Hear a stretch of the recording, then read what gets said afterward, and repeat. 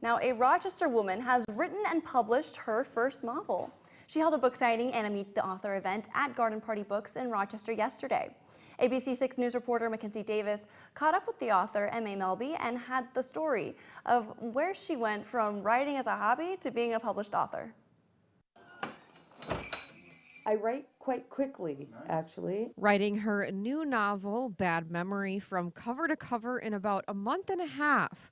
Melby has added a love story thriller to the bookshelf, mostly writing poetry and short fiction since she was a little kid. But I've never gotten really serious about it until now. During the pandemic, she found herself sitting down to write a short story. I had a lot of free time, and so I ended up writing a lot. And ended up accidentally writing 260,000 words. Melby went to school for something completely opposite of writing, physics. A jack of all trades and, the whole master of none thing. You don't have to be incredibly popular for it to be worthwhile.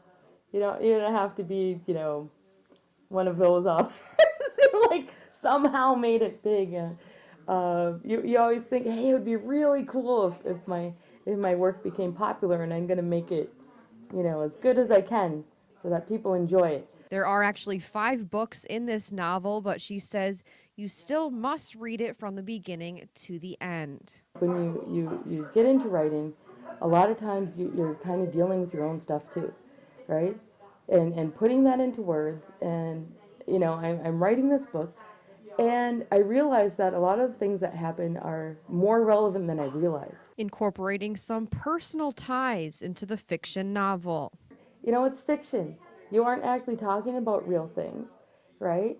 But of course, it's impossible not to be talking about your own experiences, because those are the only experiences you have. And lastly, if you're wondering what is up with the gummy bears. So you know what? You got to read the book to find out what's up with the gummy bears. In Rochester, Mackenzie Davis, ABC 6 News, good morning.